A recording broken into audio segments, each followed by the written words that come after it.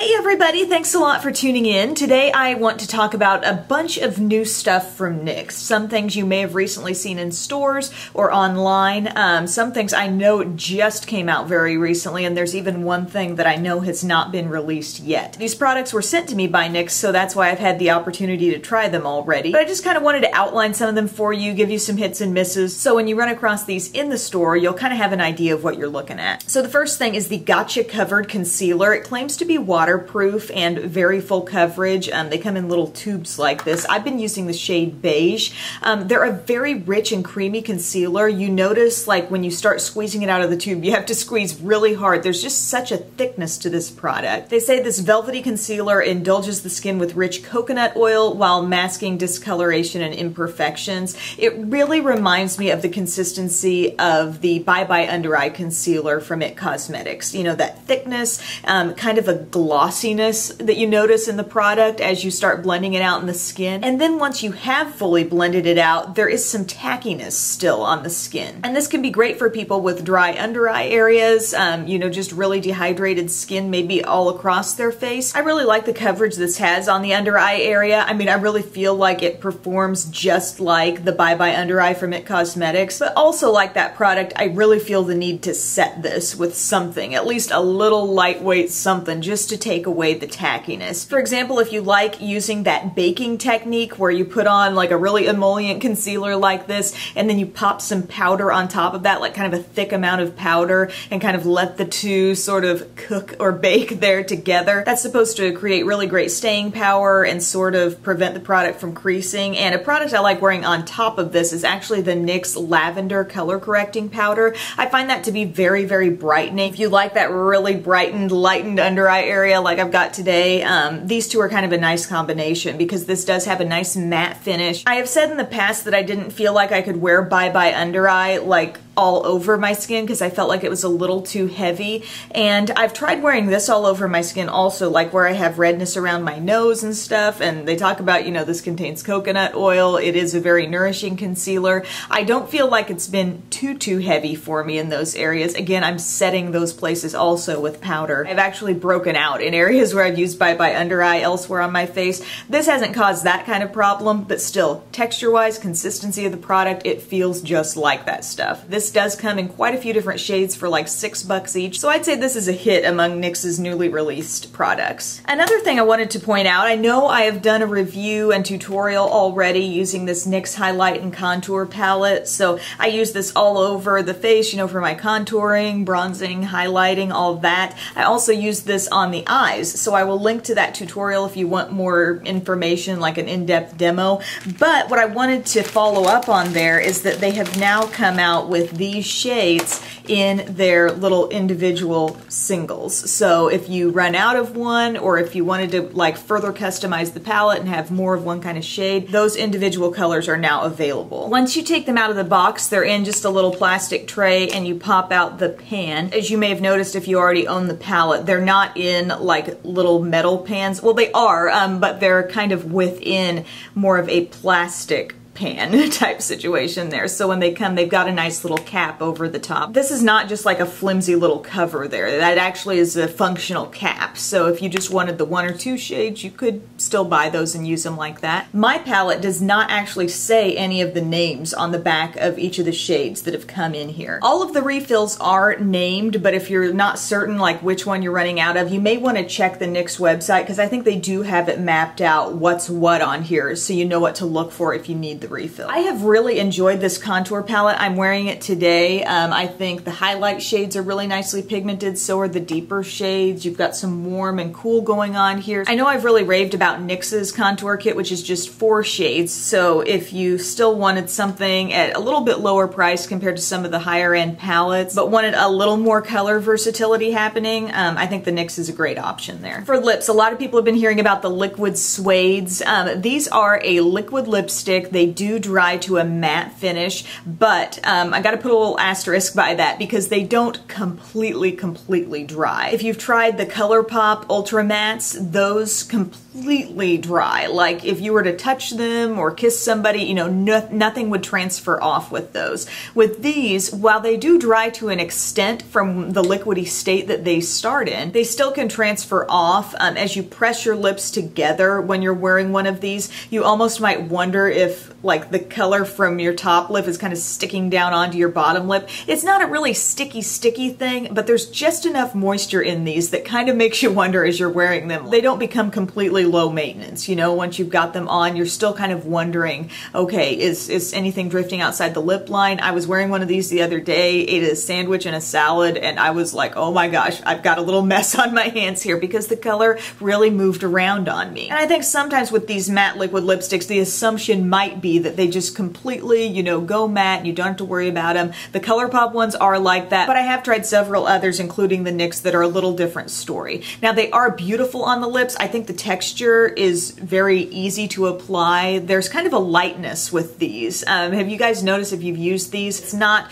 goopy or sticky at all like a gloss might be. And I really like that the applicator has a little bit of flatness to it. I'm loving that so many lip products are coming out with these little more long, flat applicators because it really makes it easy to get all the way around to the edge of your lips, whereas sometimes the doe foot applicators would push product out to the outer parts of your lips and you would have kind of a rim. But I think I was talking on Snapchat how the shades in this line, like they are each so different one to the next. I mean, you don't just have like a bunch of colors in this range where it's like, oh, those are really close. No, I feel like each and every one has kind of a distinct look. There are some very out there and really bright shades in this line, like Stone Fox. Then you've got like this orange color called Orange County that is just crazy bright orange, one of the brightest oranges I've ever used. And then you've got Tea and Cookies, which is just a very dainty, nice, soft pink. All in all, there are 12 different shades that this comes in, and I do have all of these shown on my lips over on my blog, so if you really want to browse each and every one of these,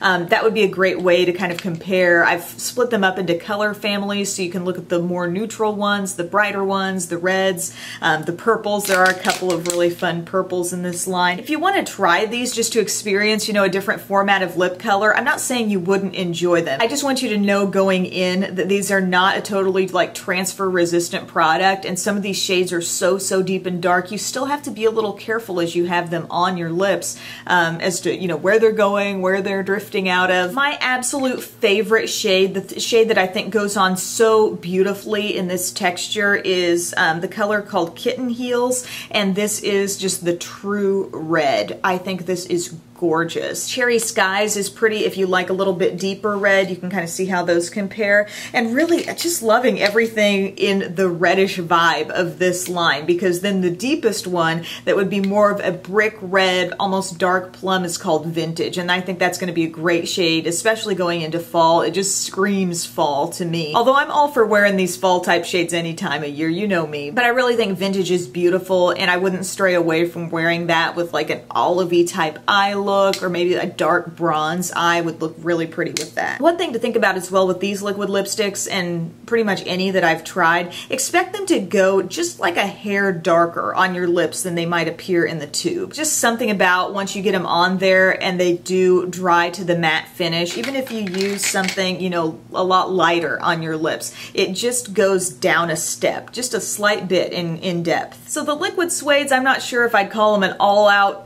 100% hit for me. They're not a miss either. There's something that even if I hadn't been sent these, I would definitely want to just try out one or two to experience that texture and formula. Now the other lip product I want to tell you about, actually it's a lip and cheek product. I have 8 of them. They're called the NYX Whipped Lip and Cheek Souffle, and I can't even find any information on these online. I've not seen these in stores. These are basically something to look out for. These These are in little squatty tubes compared to the liquid suedes, and these, as I said, are something you can wear on both your lips and your cheeks. They are such an awesome texture. Like I mentioned, the liquid suedes being, you know, kind of a lightweight, not as sticky as a gloss when you put them on. These are even lighter. I feel like I'm dusting my lips with something so like light as air in texture, and the scent on these smells like vanilla frosting, like pretty strong. So if you're not into that, just a heads up. I'm going to tell you right now, I absolutely love these. Every shade that I've tried so far, and I haven't even gotten to experiment with every single shade yet. I'm going to devote a specific review to these in the near future on the Express channel, but you've got several, you know, definite pinky tone colors, so they would definitely lend themselves to being both a blush and a lip color. A couple of berry tones. I've worn both of these on my lips. I think they're gorgeous. Got this light coral peachy shade, a neutral kind of bronzy brown, and then a red as well. The shade that I am wearing on my lips today is called Plush, and that would be kind of your very soft, little bit cool nude pink. The applicator really carries some product. It's one of those more like diamond shaped sponge tips, and if I were going to wear these as a blush, which I have before, I would put a little bit out here on my hand and pick some up with like my e.l.f. small stipple brush and then go to town on the cheeks there. And when you put these on the lips, you can really feel the texture. Like they go on feeling like this light as air, super whipped type product, but once you really blend them in, or once you start pressing your lips together, you can feel a little more creaminess developing. I don't know if it's your body heat kind of almost changing the texture just a little bit. These are something, you know, if you wanted to use your fingers to blend these out as a blush, you definitely could because they're not hard to blend.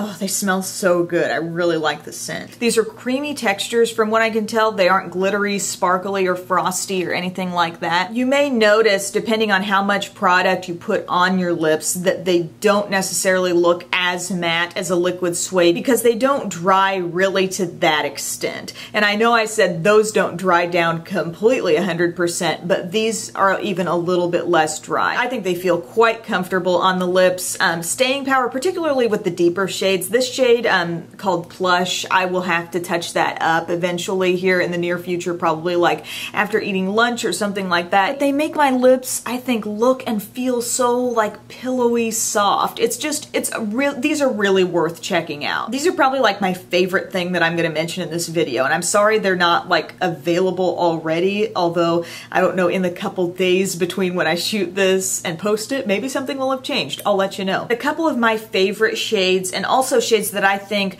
definitely multitask well as being both lip and cheek, would be Plush, which I have on now, and also Berry Tea. I've worn this and got so many questions, and I found myself struggling on Snapchat to describe, well, it's this new NYX product called Whipped, it's not in stores yet. And I also love Dark Cloud. If you like a kind of deep purpley berry, this is so, so pretty. Now, something you may have seen already, like in your local Ulta stores, I know I have run across these before. They're called the Go To Palettes. And as you can see, they come in two different color varieties. This one's called Wanderlust, and this one's going to be more, you know, really classic neutrals here. You've got like a peachy tone blush, a bronzer, and a highlight in there as well. And then compare the color scheme to this. The blush is more pinky in this set called Bon Voyage. And then you've got some really nice jewel tones here. Love the green. This really, I like them both at a glance, but this is the one I'm more attracted to because it's just got a little more versatility to it with that green color, the plum.